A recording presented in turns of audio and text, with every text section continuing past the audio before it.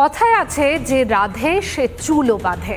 পুজোর সময় ঢাকের তালে সকলকে মনোরঞ্জন করতে এগিয়ে এসেছেন মহিলারা। আমরা যখন দুর্গা পুজোর আনন্দে মেতে উঠি, ঠিক তখন একদল দুর্গারা কাঁধে তুলে নেন ঢাক আর হাতে কাঠি। আজকের গল্পটা অশোকনগরের মহিলা ঢাকিদের।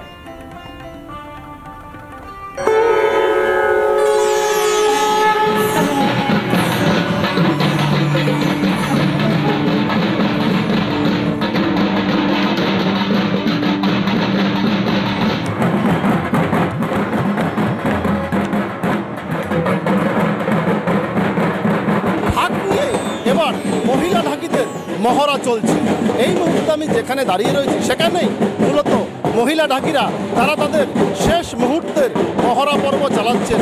মাথায় কলসি নিয়ে কুলো নিয়ে তারা বিভিন্নভাবে ঢাকের যে তাল, সেই তালের মহড়া পর্ব সারছেন। ঝা গুরু গুরু ঝা গুরু গুরু ঝা, তা কুরু কুরু তা কুরু কুরু তা কুরু কুরু তা।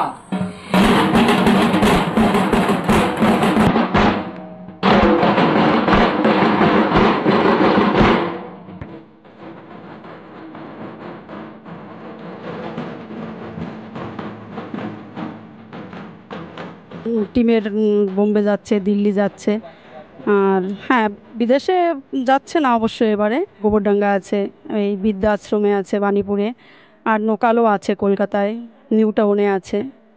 মোটামুটি একই রকম, কিন্তু এবার একটু আরজিকরের ঘটনার জন্য একটু কমে গেছে চাপটা। তাহলে ডাক্তারি করতে যেয়ে যদি এরকম পরিস্থিতি হয়, তাহলে আমাদের মেয়ে ছেলেদেরও তো ডাক্তারি পড়ানো সম্ভব না। তাই এমন বিচার চাই যাতে ওর বিচার দেখে সমস্ত পুরুষরা, সমস্ত অত্যাচারী পুরুষরা তারা যেন ভয় পায়, অভয়ার যেন সুবিচার হয়, তাতে আমাদের কোনো সমস্যা থাকবে না।